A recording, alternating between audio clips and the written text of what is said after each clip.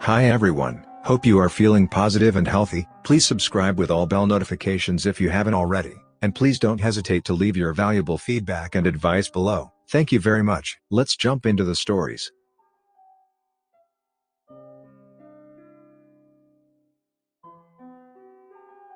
My boyfriend, 22 mil, punched my dad, 65 mil, in the face.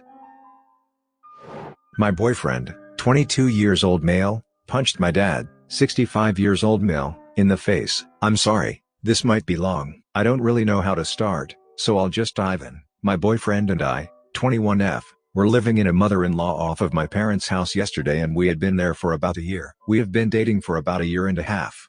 He moved in because his lease ended and we are both broke college kids. I'm in school still and he's just graduated this spring.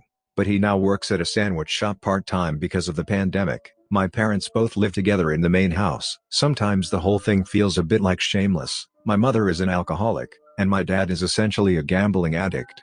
He is over 40k in debt. It's sad and makes things pretty hard on everyone. In the past I've had my fair share of conflict, both physical and verbal, with them. It's more normalized in my family. Besides the addictions, they are successful functioning people, and if you weren't told about it you wouldn't be able to tell. But if you get to know them, they are pretty unbalanced because of it. As for physical conflict, my parents are the type to hit and smack etc. With my mom, only when she has been drunk, and she usually apologizes once she's sobered up. It's not a regular thing, so I don't really count it as like abuse because I'm also much bigger than her. My dad has hit me even fewer times, and for him it's when he gets into what I would call a blackout rage. I don't see either as the typical abuse because I can mostly avoid it if I leave. I have gotten a black eye only once. The rest of the time doesn't leave marks. The verbal conflicts can get bad. I would consider them a lot worse. My boyfriend has seen a few of those, and they enrage him, but he hasn't said anything before. I could tell it was getting to him. However, my boyfriend comes from a lovely family. He's never been hit, or even really yelled at. His mom and stepdad are sweet and caring. He has done worse things than I've ever done in my life, but his parents are really stand-up people and he credits them for helping him get past his rough patches. I would also describe my boyfriend as sweet and caring, but he has a violent streak, which is strange to say. He is one of the sweetest, goofiest guys, but in a certain set of circumstances, it's very hard to control what he does. He never attacks, but he goes way overboard on defense. I've seen it once or twice before in random situations. A random drunk guy in the city was swearing and shoving him, and instead of backing up and leaving he gets this crazy look in his eye and just goes straight to punching. He only hit the dude once before he snapped out of it. Afterwards he looked pretty horrified, so I guess it was a perfect storm. I went in to use my parents' desktop and minimized a Word document that was on screen. It was a story my dad was writing about something. My dad came in and demanded I get off the computer, but I was in the middle or something unpausable, so I said gimme a second. He slowly raged until he reached a breaking point. Normally I would leave, but I couldn't. He then grabbed my chair and tried to pull it out of the way, at which point I told him to get out. I shouldn't have said that because he was angry already, and it set him off. He shoved me against the wall, screaming something I don't remember. He then pretty strongly pushed me to the ground. This hasn't happened in a really long time, and normally after he calms down he'd apologize. However, at that moment my boyfriend had been sprinting over, having seen everything through the window. I was on the floor crying at this point. My dad was still yelling, but a little distance away and not immediately threatening. My boyfriend flew in through the door and punched him straight in the face. I think twice, but I'm not sure. I don't remember exactly all of the events. My father chased him outside yelling get the F out etc. I'll call the cops if I ever see you again. At some point I got up and hid in the driveway. My boyfriend was saying okay I'm sorry over and over to my dad while leaving. He found me after a few seconds and we got in the car and drove a little ways away. From there he called my dad and said he was so sorry. He just saw him hurting me and freaked out. My dad then said he had woken my mom who had called the cops. He said he wouldn't press charges, but would if he ever saw him again.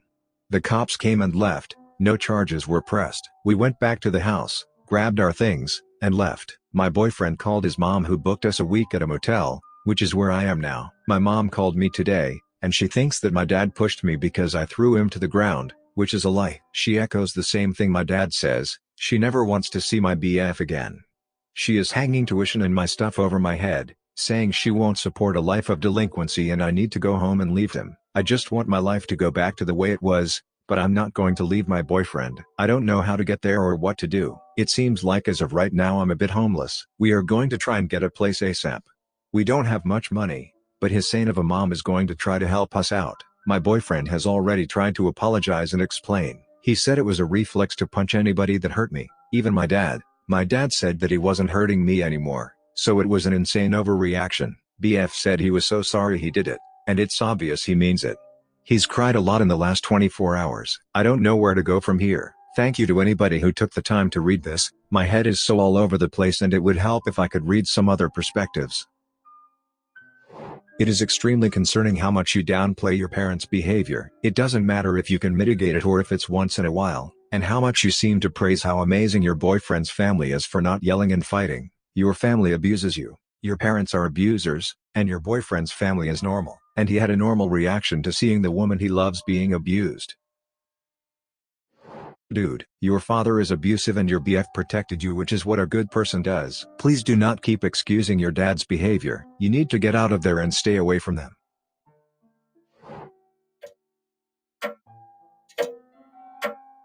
Update: my boyfriend, 22 years old male, punched my dad, 65 years old male. Original post, link 1 in description. Thank you to everyone who responded. It's somehow really touching to know that people have read about my hard times and tried to help. I decided to update to share the things I did. We were at the motel for about a week, and in that time I got a couple voicemails from my mom.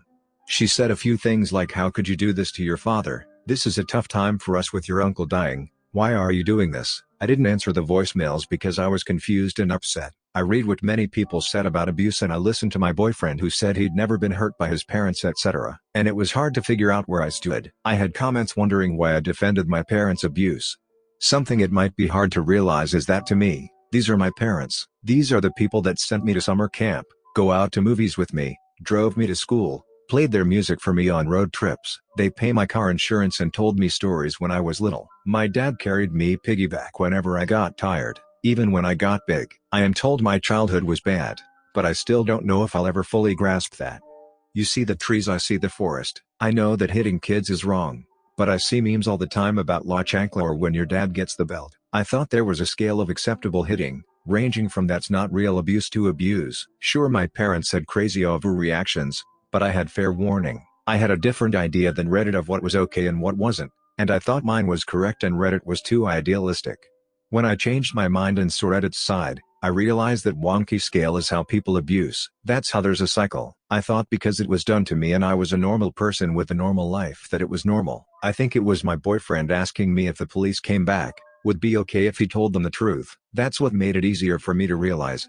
My gut reaction was to say no so my dad wouldn't get in trouble. I would go back and forth thinking Reddit was unrealistic. I was fine, but being told my dad was doing something illegal to me made me realize my scale might be wrong. We eventually had to go back to the house to get more things, and we both spoke to my mom. My boyfriend told her everything that he saw and why he did it, and that he would hope my dad would do the same if the roles were reversed. I spoke to her at a later time and listed everything that they both have done.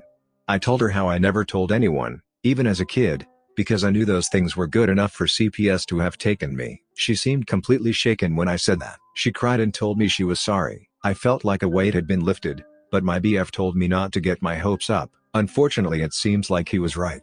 It's been a few weeks and she seems to have reverted back to how she felt before, most likely after talking to my dad, and maybe a few of her friends who are similar. I think she knows it's wrong, because of how she reacted before. It's just easier for her to argue with me than to deal with the horrible reality. My BF and I were able to get a new place with a roommate on the first of the month, which was a huge relief. My dad has been calling and leaving voicemails, acting like nothing ever happened. My parents have chosen not to deal with any of it, but I don't think they even realize what they're doing. It makes sense that they would ignore something so heinous and continue on like nothing had happened. It's how they've gotten this far like this, I think. I'm really struggling to feel like a whole person.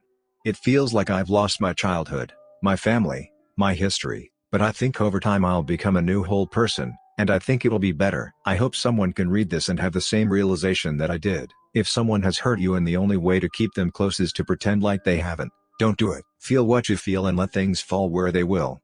Also, I hope I explain well enough why it can be hard to see something as abuse. Thanks for the helpful responses and for reading.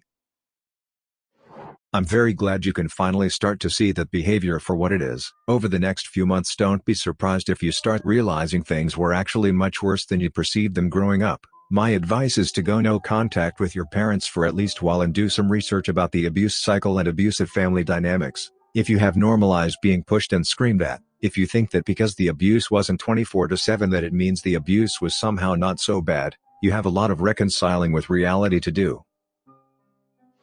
Hey, r/CPTSD might be a good resource for you. We're all childhood abuse survivors and there's stories of all kinds there. Smile. My stbxw filed for a divorce 8 months ago. We have been separated for 8 months and moved in with her affair partner. Divorced is to be finalized next month.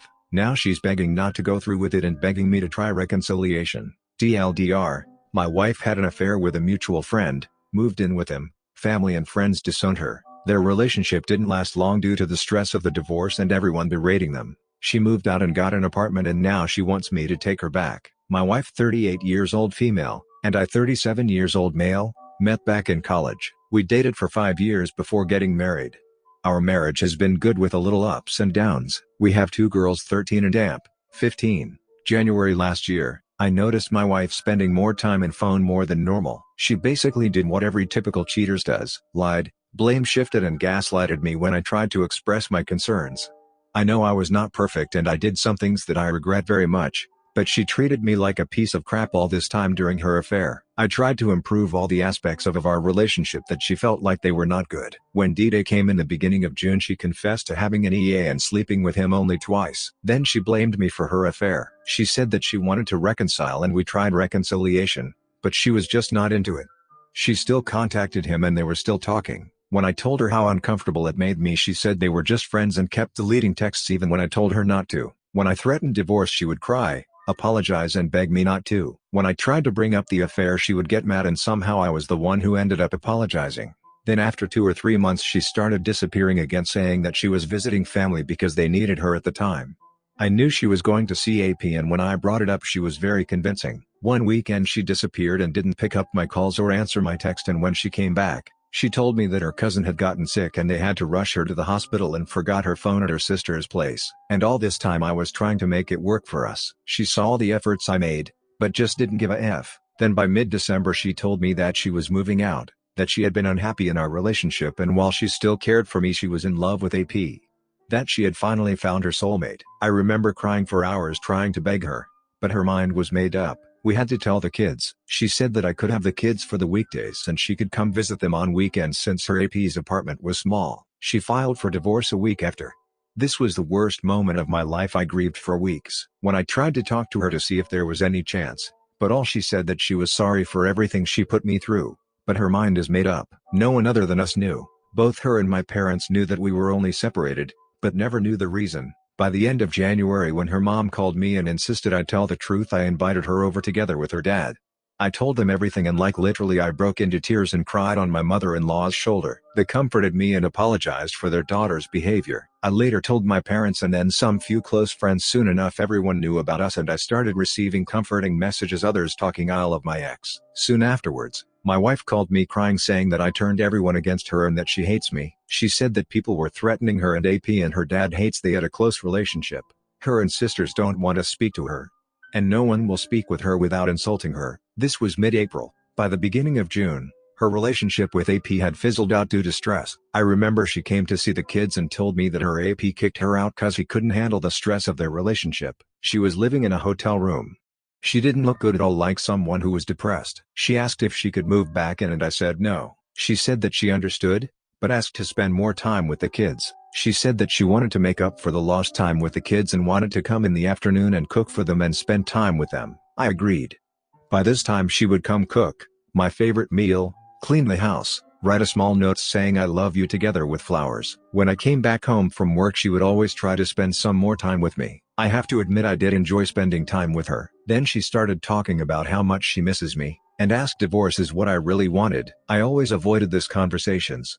Last week now she told me that she had been going to IC and was wondering whether we should try MC. She has started dressing the way like, wearing makeup. She has tried to initiate sex, but I have turned her down. She has bought me more goods and more than countless times she has brought up MC. On weekend, she cried, begging me to not to go through with the divorce, that she has already put up with a lot and all she wants me and her family back, and she will to do whatever I want. I know it's like the roles are reversed. All this time I have been numb, although a part of me feels happy now that she has gotten a taste of her own medicine. I still love her, but I don't really know if I should give our relationship another chance. She's back because you're her only hope right now. How much disrespect is too much? She had an ongoing affair. Immediately moved in with him. Only after the relationship failed did she realize she has no one else. Mind you, she has openly told you the relationship ended with AP due to stress, not due to her realizing she made a monumental mistake. Have some respect for yourself and just say no. You deserve better. You can be good co-parents and not be together, but if you get back together you'll always be looking over your shoulder, because you know she can't be trusted. There's just no way that leads to a healthy relationship. So let me get this straight. 1. She started to gaslight you when you were concerned about her behavior. 2. She blamed you for the affair she chose to have. 3. Begs you to not divorce while she goes off with AP and then files for divorce, leaving your life in shambles. 4. Blames you for ruining her life when you told everyone the truth. 5. And then begs you not to divorce? I say hell no, OP. You've suffered enough. She made her bed, now she must lie in it. Subscribe and turn on the notification bell for more stories delivered to you. Thanks for listening. See you later.